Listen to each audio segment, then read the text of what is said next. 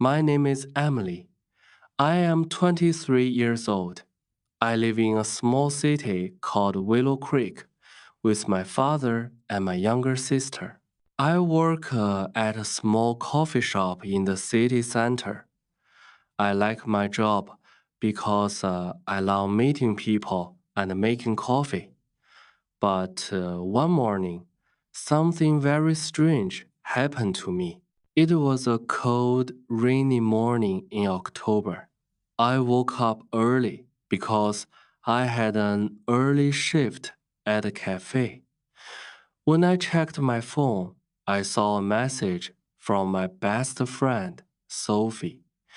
The message said, Emily, please come to the train station today.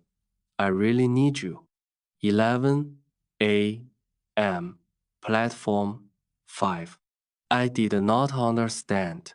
Why did Sophie want me to go to the train station? She didn't say anything else.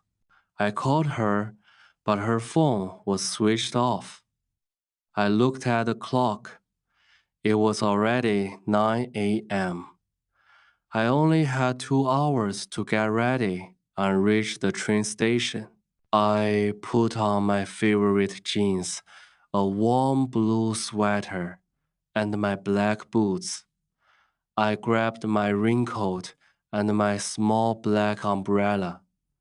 My dad was making breakfast. I told him, Dad, I have to go to the train station. Sophie needs my help. My dad looked at me with worry. He said, Be careful, Emily. Call me if you need anything. I left the house and walked to the bus stop. The rain was falling heavily. I got on the bus.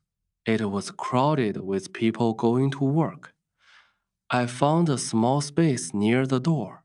The windows were foggy, and I watched the city pass by. After 30 minutes, I reached the train station. The station was big and full of noise. People were rushing everywhere with bags and suitcases. I looked for platform 5. It took me 10 minutes to find it because the signs were not clear. But when I reached there, Sophie was not there. I waited for 10 minutes, then 15, then 20. Still no Sophie. I felt worried and confused. I looked around and saw a young boy sitting alone on a bench.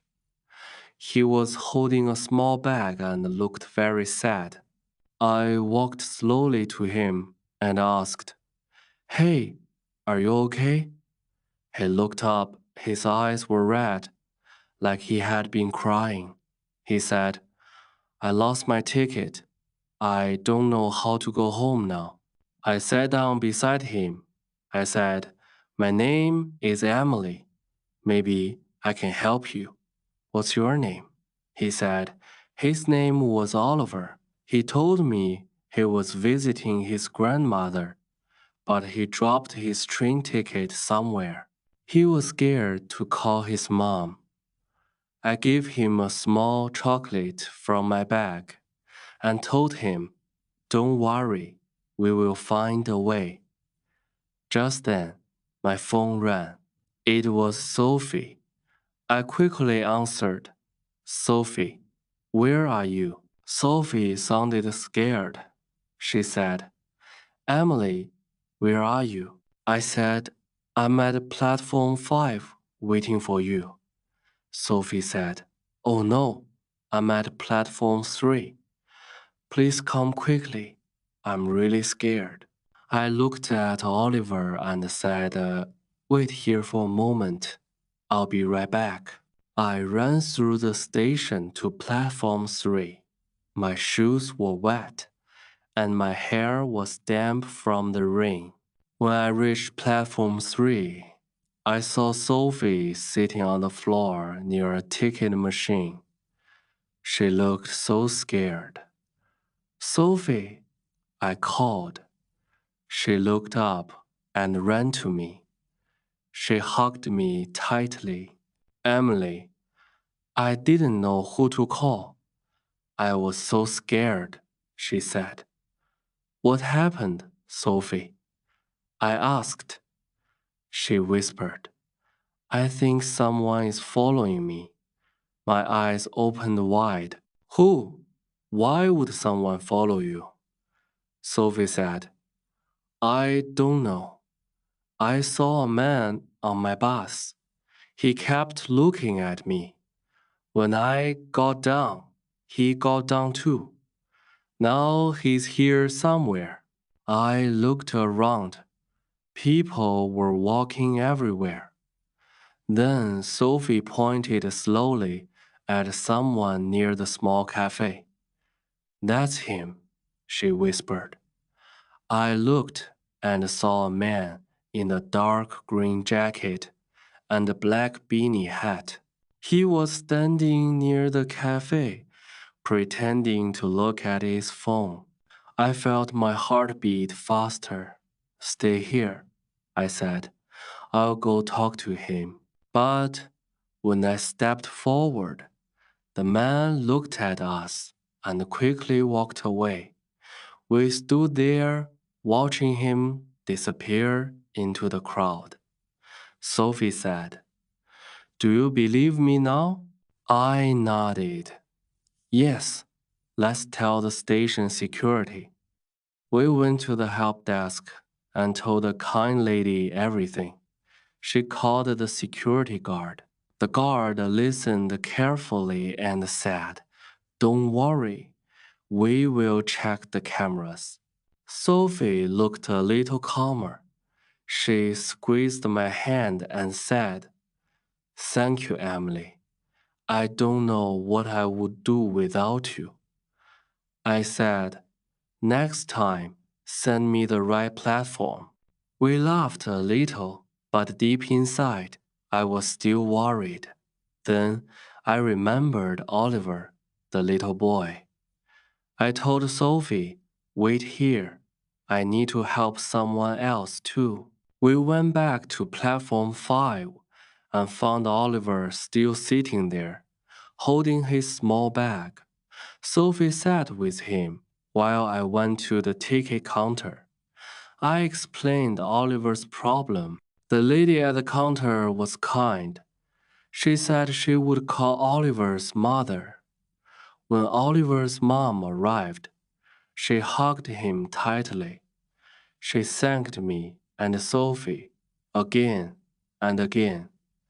I felt warm inside. It felt good to help.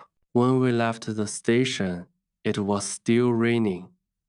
Sophie and I shared my umbrella. We walked to a small cafe to rest and drink tea. We talked about what had happened. Sophie told me she thought her old boyfriend might be behind this. He was angry when she left him. I told her, Don't worry, you are safe now. If he tries anything again, we will tell the police. Sophie smiled weakly. You're my best friend. Emily, she said. Always, I replied. After tea, we took a taxi home. I looked out the window and saw the city lights shining through the rain. Sophie rested her head on my shoulder. I felt tired but strong. So many things had happened that day. The strange man helping Oliver, being brave for Sophie. When I got home, my dad and my sister were waiting. They hugged me tight. I told them everything. My dad said, You are my brave girl. My sister said, I want to be like you one day. That night, I couldn't sleep well. My mind was full of questions. But I knew one thing. I was not alone. I had my family. I had my best friend, and I had a kind heart that helped people. 1 week later, I was making coffee at the shop when someone called my name. I turned and saw Oliver and his mother. They came to thank me again. They brought me a small box of homemade cookies. I felt so happy. That day, I understood something important. Sometimes scary things happen, but if we help each other, if we stay brave and kind,